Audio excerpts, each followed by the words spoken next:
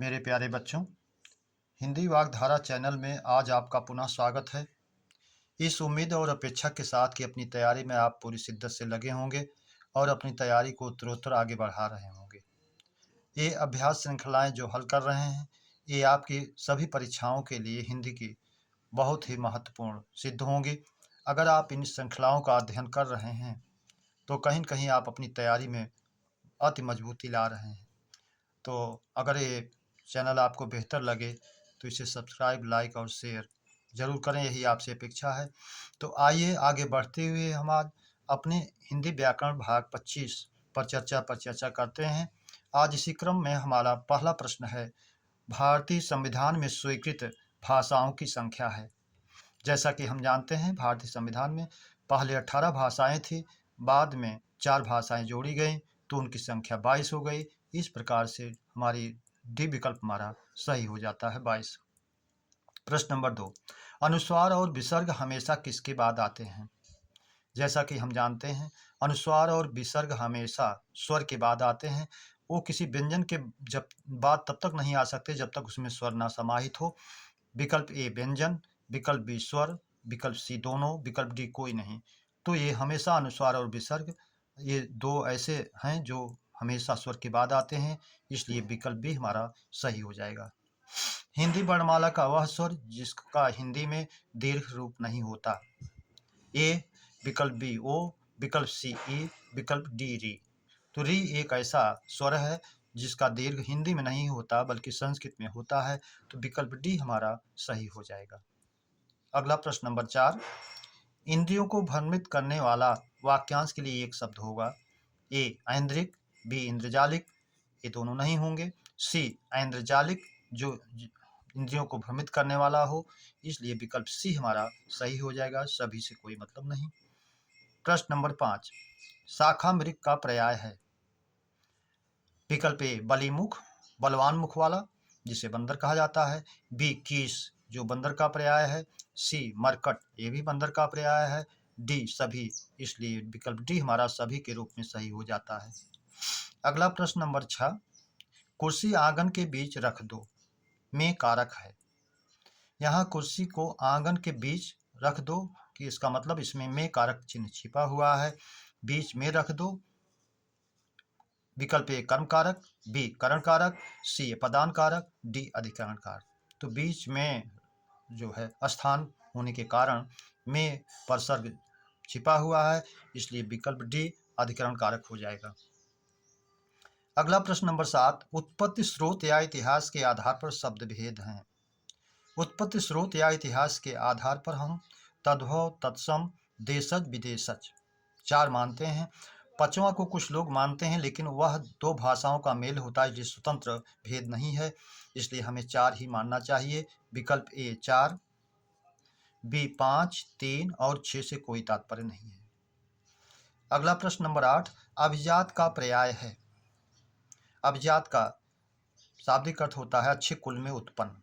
ए कुलीन जो है, बी आर्य जो है, सी दोनों, दोनों सही है, डी कोई नहीं, इसका मतलब विकल्प सी हमारा सही हो जाता है। अगला प्रश्न नंबर 9, संन्यास का वर्ण विच्छेद है। तो इसका वर्ण विच्छेद होगा, स में से आ निकाल दिया गया, फिर अनुस्वार ना का रूप लिया, फिर ना व्यंजन शुद्ध, फिर या शुद्ध व्यंजन, फिर दीर्घ आ प्लस सा शुद्ध व्यंजन प्लस आ। तो यह विकल्प ए हमारा बिल्कुल सही है। शेष में सा बड़ा, इसमें स्वर निकाला नहीं गया, ये अशुद्ध है। सम अनुस्वार रखा गया इसलिए अशुद्ध है। सम इसमें भी अनुस्वार नहीं निकाला गया इसलिए ये भी अशुद्ध है। इस तरह से विकल्प ए हमारा सही हो जाता है। प्रश्न नंबर 10, संन्यास का शुद्धतम रूप, इसको लिखने का वर्तनी की दृष्टि शुद्धतम रूप, संन्यास गलत है, संन्यास ये भी गलत है, संन्यास ये भी गलत है। वास्तविक शुद्ध रूप इसका संन्यास होना चाहिए, लेकिन परीक्षाओं में यही संन्यास मान लेता है, इसको भी आप जानते रहें। लेकिन इसका शुद्धतम रूप विकल्प डी संन्यास, जिसमें दोनों शुद्ध व्यंजन होगा। प्रश्न नंबर 11, वह तुम और हम बाजार जाएंगे में सर्वनाम का शुद्ध प्रयोग। सही क्रम में, शुद्ध प्रयोग का मतलब यहाँ सही क्रम में प्रयोग की बात की गई है। हम तुम और वह, यानी कौन सर्वनाम पहले आएगा क्रम से, उसका क्रम क्या है? वह, तुम और हम। सी, तुम, हम और वह। डी, तुम, वह और हम। जैसा कि हम जानते हैं, सर्वनामों के क्रम में सही क्रम पहले मध्यम पुरुष, फिर प्रथम पुरुष, फिर उत्तम पुरुष। इसलिए विकल्प डी, तुम, वह और हम, हमारा सही हो जाएगा, विकल्प डी। प्रश्न नंबर 12, असंगत विलोम है। निंदा का स्तुति सही है, ईर्ष्या का प्रेम सही है, पाप का पुण्य ये भी ठीक है, डी, ताप का संताप एक दूसरे के प्रयास जैसे हैं, इसलिए विकल्प डी हमारा असंगत हो जाएगा। प्रश्न नंबर 13, भाषण दिया गया में वाच्य है। ए कर्मवाच्य, बी कर्तृवाच्य, सी भाववाच्य, डी कोई नहीं। तो जैसा वाक्य का भाव इंगित हो रहा है, कर्ता इसमें अप्रत्यक्ष है, छिपा हुआ है। भाषण देने का काम जो किया गया है, क्रिया कर्म के अनुसार रखी गई है, इसलिए कर्मवाच्य होगा, विकल्प ए हमारा सही हो जाएगा। प्रश्न नंबर 14, आकृष्ट का विलोम है। ए अनाकृष्ट सही है, वी विकृष्ट सही है, सी दोनों सही है, इसलिए विकल्प सी सही है। उत्कृष्ट का विलोम जो है निकृष्ट का होता है, इसलिए ये नहीं है। प्रश्न नंबर 15, हिंदी साहित्य के इतिहास का सूत्रपात किसने किया? विकल्प ए जॉर्ज ग्रियर्सन, बी गासा दातासी, सी रामचंद्र शुक्ल, डी कोई नहीं।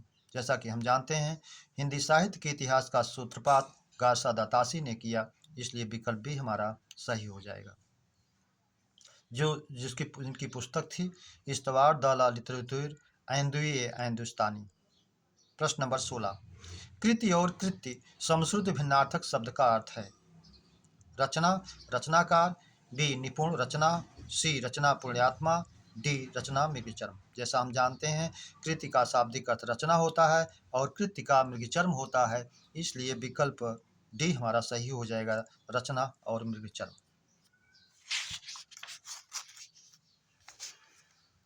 प्रश्न नंबर 17, प्रयोग की दृष्टि से वैज्ञानिक है। ए विशेषण, बी विशेष, सी दोनों, डी कोई नहीं। तो ये विशेषण और विशेष दोनों है। जैसे कहा जाए, भारतीय वैज्ञानिक विदेश पलायन कर जाते हैं, तो यहाँ भारतीय वैज्ञानिक, भारतीय जो है यहाँ विशेषण है, गुणवाचक में स्थानवाचक विभेद के तहत गुणवाचक हो जाएगा, इसलिए यह विशेषण है।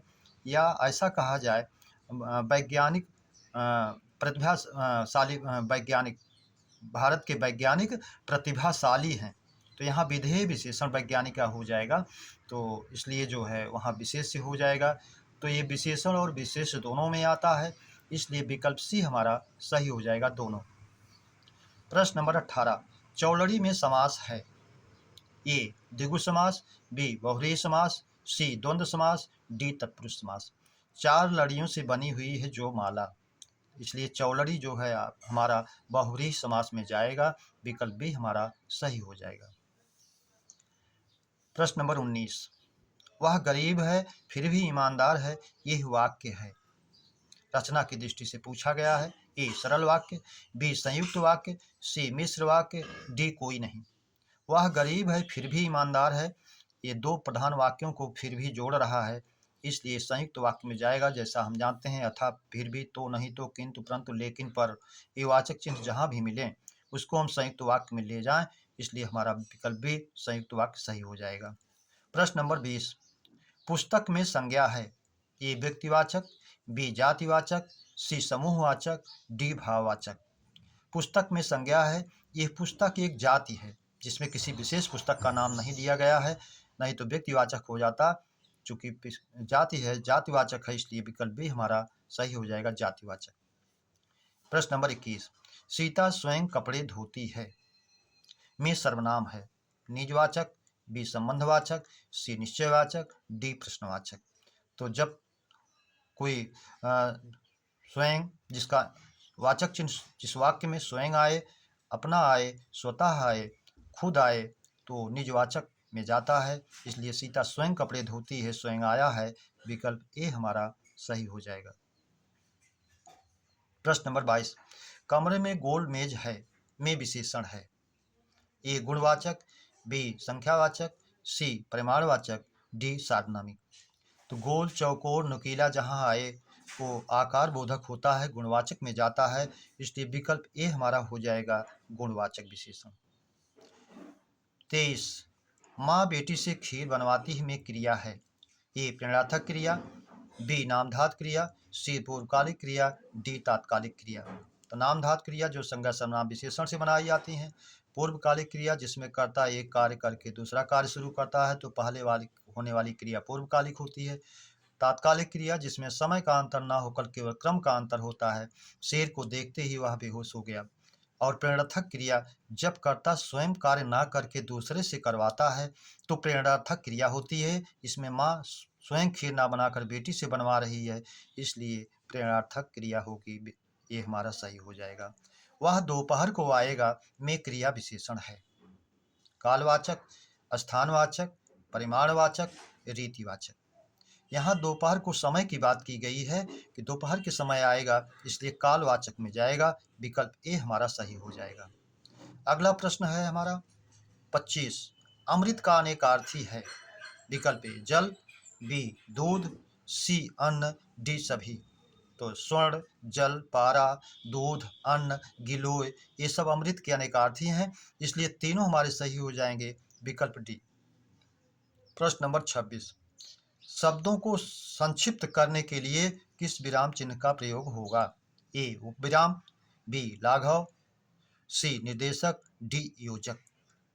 तो जब शब्दों का संक्षिप्तीकरण करते हैं तो हम लाघव चिन्ह का प्रयोग करते हैं जिसको एक शून्य जैसा बनाते हैं, तो इसलिए विकल्प बी हमारा सही हो जाएगा। प्रश्न नंबर 27 तो, तक, भर, ही, मात्र, सिर्फ, केवल ये किस प्रकार के निपात हैं। तो तक, भर, ही, मात्र, सिर्फ, केवल ये सीमा बोधक या बलदायक होते हैं। विकल्प ए प्रश्नबोधक, विकल्प बी सीमा बोधक या बलदायक, यही सही हो जाएगा। स्वीकृत बोधक हाँ जी हाँ नहीं है, आदर बोधक जी आदि ये भी नहीं है, इसलिए विकल्प बी ही सही होगा। प्रश्न नंबर 28 सुरेश घर गया होगा किस काल का वाक्य है।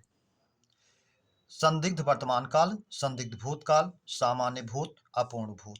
तो संदेह की बात हो रही है और वर्तमान में हो रही है, वह घर गया होगा। संदिग्ध की बात हो रही है और भूत की बात हो रही है, वह गया होगा। अगर ये होता घर जाता होगा तो संदिग्ध होता वर्तमान, लेकिन कह रहा है कि वह घर गया होगा, जैसा कि ट्रिक में भी मैंने बताया था, या होगा, ई होगी, ये होगे तो संदिग्ध भूत में जाएगा, ता होगा, ती होगी, ते होंगे संदिग्ध वर्तमान में जाएगा, इसलिए विकल्प बी संदिग्ध भूत में जाएगा। सामान्य भूत और अपूर्ण भूत से इसका कोई मतलब नहीं है। प्रश्न नंबर 29 शुद्ध वर्तनी वाला शब्द नहीं है। आर्जव, रिज में आ प्रत्यय जोड़ने पर आर्जव बना, सरलता का सूचक। बी मार्दव, मृद में आ प्रत्यय जोड़ने पर मार्दव बना, शुद्ध है। अहल्या, वर्तनी की दृष्टि से शुद्ध है। बर्तन अशुद्ध है, इसमें रा जो है पूरा होता है, अगर ये लिखा होता बर्तन तो ये सही होता। प्रश्न नंबर 30 मम्मट ने कितने रसों की संख्या माना। तो भरत मुनि ने 8 माना और मम्मट ने 9 माना और 10 को आचार्य विश्वनाथ ने माना, 11 को रूप गोस्वामी ने माना। तो रसों की संख्या मम्मट ने जो माना वो 9 माना, इसलिए विकल्प भी हमारा सही हो जाएगा। मेरे प्यारे बच्चों, आज इस अभ्यास श्रृंखला का 30 प्रश्नों पर हम लोगों ने चर्चा की। उम्मीद करता हूँ ये श्रृंखला आपको बेहतर जरूर लगी होगी, और लगी है तो आपसे यही अपेक्षा है इसे सब्सक्राइब, लाइक और शेयर करें। अगले प्रकरण के मिलने तक आप सभी को हृदय से धन्यवाद। जय हिंद, जय भारत।